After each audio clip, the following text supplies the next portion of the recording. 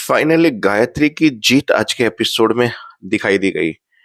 पर मुझे ऐसा क्यों लग रहा है कि गायत्री की हारने की शुरुआत भी होने वाली है। चलो बताते हैं। घर से शिवानी से शुरू करते हैं, जहां शिवानी ने ओम को बोला कि इतने गिर जाओगे नहीं पता था, अच्छा है मैं शादी नहीं कर रही अब।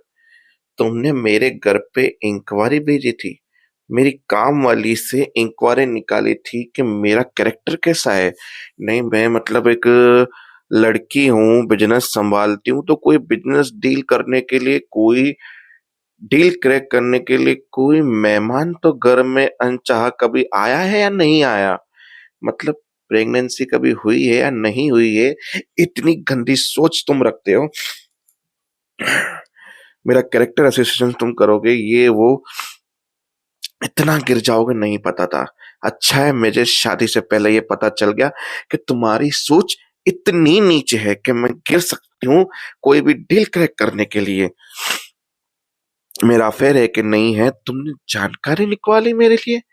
अरे खुद तो अपने पैरों पे खड़े नहीं रह सकते और जो खड़ा है उस पे तुम उंगली उठा रहे हो।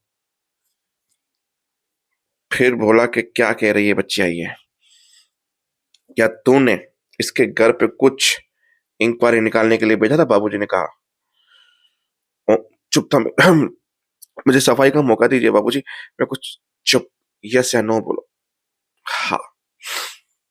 होम का हाँ बोलना गायत्री की जीत थी। उसमें ट्विस्ट है इस कहानी में, इसीलिए। फिर बाबूजी ने हाथ पैर जोड़े ईशानी के कि मैं तो तुमसे आंख तक नहीं मिला सकता बिटिया, कि मेरे बेटे ने इतना ओछापन, इतनी ओछी हरकत की है। माँ ने तक डांट दिया कि नहीं पता था कि तुम इतना नीचे गिर जाओगे, पवित्र बेटी जैसी, कि मैं तुमने उंगली उठाई।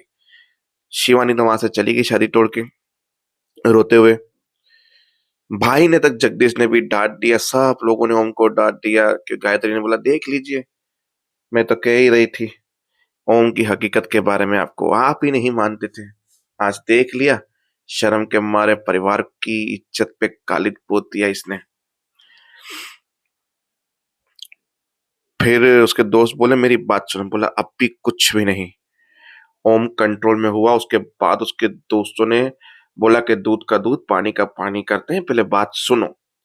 फिर उसका दोस्त उसकी काम वाली के पास गया, काम वाली को लेकर आया ओम के पास। ओम को बोला देखो, किसी और का बिल हमारे नाम पे फट रहा है, पहली बात। आई नो कि हमने इंक्वायरी भेजी थी, आई नो कि हमने ये किया था, पर हमने ऐसे सवाल बिल्कुल भी नहीं किए। जो किया था, जो तुम्हारे पास आया था सवाल पूछने, उसके बारे में बताओ। बोला मेरे पास एक मोटा आदमी आया था, उसने पूछा कि आपकी मैडम कैसी है, उनका कैरेक्टर कैसा है, घर पे कौन कौन आता है, डील क्रैक करने के लिए कभी बाहर जाती है या किसी के साथ सोई हुई है, या कभी प्रेग्नेंट तो नहीं हुई है, कभी अबॉर्शन तो नहीं कराया उन्होंने, कोई छोटा मेहमान आके चला गया, कोई कैरेक्टर के बारे में बताओ। बोला आप जिसके बारे में पूछताछ करने आए हैं वो हीरा है, और जिसके लिए पूछताछ कर रहे हैं वो कोयले के बरोबर भी नहीं है। मेरी मेम साहब के सामने निकल जाइए ऐसी गंदी सोच वाले। तो मैंने उसको भगा दिया इंसान को। ठीक है, उसका चेहरा बताओ। फटाफट उसके दोस्तों ने स्केच बनाया और फिर उसको सही सलामत घर पे पहुंचा दिया। फिर हमने उसको स्केच को देखा, बोला मुंह हटाओ उसकी, यहाँ से डॉट्स हटाओ उसका। अबे ये तो अमित है, गायत्री जी का जीजा जी। मतलब वो जो जीजा जी आया था वही था जो गेटअप बदल के गया था। बोला गायत्री जी ने क्या गेम खेला है मेरे साथ। अब ओम क्या करेगा आगे, वो बात की बात है। आते हैं ईशा पे। ईशा टेंशन में थी। ईशा को आइडिया आया, अपनी बहन मिली को बुलाया सोशल मीडिया को, और उसको बोला सारे इन्फ्लुएंसर को तुम बुलाओ। पूरा गेटअप चेंज कर दिया, सारे इन्फ्लुएंसर वहां पे आ चुके। हर कोई अपने डिजाइन पहन के उनके वीडियोस बना रहा है, वॉक कर रहा है। छा गए। 192 लाख फॉलोवर्स थे उसकी जगह पे, मिलीनियर्स में फॉलोवर्स पहुंच गए उस औरत के। औरत आके उसके आइडिया से इतना खुश हो गई कि ईशा को शाबाशी दे दी। मजा आ गया ईशा को, सब कुछ परफेक्ट जा रहा है वहां पे। अब गायत्री वहां पे सोच रही है, एक पत्ता कट गया बिना चाटा मारे। उसको दे दिए पैसे, उसको कौन है, अमित नाम का लड़का वो मोटा, उसको पैसे भी दे दिए। बोला खुश हो जाओ, तुमने क्या काम किया है। सांप भी मर गया, लाठी भी नहीं टूटी, और थप्पड़ भी ऐसा पड़ा कि इंजाम भी हमारे पे ना आया। अब बारी है ईशा की, चलो करते हैं उसको फायर। वहां पहुंची और ईशा को बोल दिया तुमने खराब कर दिया इवेंट, आज तुम्हारा लोटस पैलेस में आखिरी दिन है, अब मैं तुम्हें जॉब से निकाल दूँगी, तुम्हारी हिम्मत कैसे हुई? मैंने कहा था कि कुर्सी यहाँ से ऐसे भी नहीं होनी चाहिए, जैसा था वैसा होना चाहिए। मेरी परमिशन के बिना इतना बड़ा स्टंट करने की तुम्हारी हिम्मत कैसे हुई ईशा? फिर पीछे से वो आती है, बोले तुमने ब्रिलियंट कर दिया, फॉलोवर्स तो बढ़ते जा रहे हैं, व्यूअर्स बढ़ते जा रहे हैं, इस ब्रिलियंट आइडिया, तुम्हारे इस आइडिया ने कमाल कर दिया, मानना पड़ेगा गायत्री जी, इनकी आइडिया ने कमाल कर दिया। शो सक्सेसफुल करवाया, बाकी सारी ऑडियंस ने ताली बजाई, स्टाफ ने ताली बजाई, गायत्री की और जली।